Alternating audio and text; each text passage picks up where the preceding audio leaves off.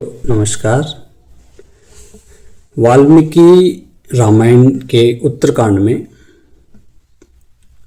महर्षि वाल्मीकि जी ने राम राज्य का वर्णन किया है और सुप्रसिद्ध लेखक अमी गनात्रा जी ने भी अपनी पुस्तक रामायण का अनावरण में इसका विश्लेषण किया है। उत्तरकांड के अंत में है और उत्तरकांड के श्लोकों को आधार बनाकर ही अमी गनात्रा जी ने भी इसका विश्लेषण किया है कि किस प्रकार से राम राज्य के अंदर स्थितियाँ थी, किस प्रकार से उसमें एक व्यक्ति का दूसरे व्यक्ति के प्रति व्यवहार था और किस प्रकार से सारी व्यवस्थाएं राज्य में थी, इसका विश्लेषण किया है।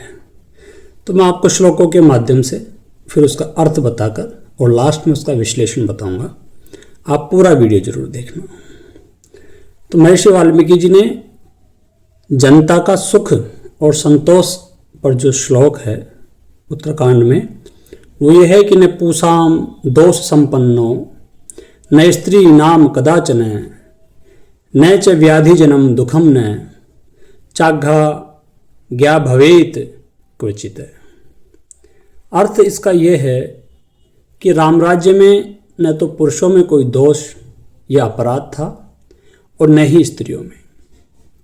कोई बीमारी से पीड़ित नहीं था और किसी को अन्यायपूर्ण आदेश से दुख नहीं होता था।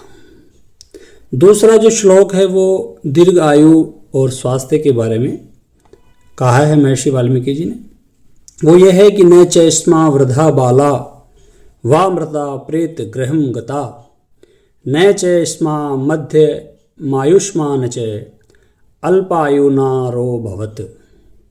अर्थात न तो वृद्ध और न ही बच्चे समय से पहले मरते थे, कोई भी अल्प आयु नहीं था, सब दीर्घ आयु और स्वस्थ थे।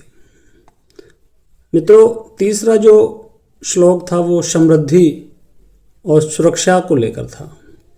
उसमें था कि न चाग्निजम भयम किंचन जलम न च वातजम न च इसमें व्यसनम किंचिद दृष्टिपूर्वे कदाचन। अर्थात न तो आग, न बाढ़, न तूफान से कोई हानि होती थी, कोई प्राकृतिक आपदा या अकाल नहीं होता था। एक श्लोक जो सामाजिक व्यवस्था के बारे में महर्षि वाल्मीकि जी ने लिखा वो ये था कि सर्व लक्षण संपन्ना सर्व धर्म परायणा सर्व ज्ञान मायुक्ता सर्व कृतज्ञ एवच। देखो कितनी अच्छी बात उन्होंने कही है कि सभी लोग उत्तम गुणों से युक्त, धर्म परायण, ज्ञानवान और कृतज्ञ थे। दोस्तों, अमी गनात्रा जी का जो विश्लेषण है, इन्हीं श्लोकों के आधार पर जब उन्होंने अपनी पुस्तक में सार लिखा, जिस पुस्तक का नाम रामायण का अनावरण है, वो बताती है कि ये सिर्फ आदर्श बात नहीं बल्कि व्यवहारिक शासन प्रणाली का परिणाम था, जहां राजा की प्राथमिकता धर्म, न्याय और लोक कल्याण थी। प्राकृतिक आपदाओं का न होना एक तरह से प्रकृति के साथ सामंजस्य का प्रतीक है, न कि केवल चमत्कार। राम राज्य के अंदर बाढ़ नहीं आना, कोई प्राकृतिक आपदा नहीं आना, सबका स्वास्थ्य अच्छा रहना, सबकी सेहत अच्छी रहना, सभी दीर्घायु होकर अपना जीवन संपन्न करना, पूर्ण करना, ये कोई चमत्कार नहीं था, लेकिन प्रभु श्री राम के जो मैनेजमेंट था, जो उनकी कार्य प्रणाली थी, प्रकृति के साथ जो उनका सामंजस्य था, इन सभी का परिणाम था कि सभी दीर्घ आयु और सुखी रहते थे। दीर्घ आयु और सुखी प्रजा का अर्थ यह है कि शासन की नीतियाँ, चाहे वो स्वास्थ्य के बारे में हो, चाहे वो शिक्षा के बारे में हो, चाहे वो सुरक्षा के बारे में हो, चाहे वो सामाजिक व्यवस्था के बारे में हो, वो ऐसी थी कि आपस में सभी का सामंजस्य रहता था, एक दूसरे से उन दोनों सबका कोऑर्डिनेशन रहता था और सबका एक दूसरे के प्रति संतुलन था। इसी का परिणाम था कि इस प्रकार से शासन भगवान श्री राम ने किया और वो शासन आज तक भी हम उसी शासन की बात करते हैं। किसी को भी शासन को सर्वश्रेष्ठ बताना होता है तो राम राज्य का ही सहारा लिया जाता है।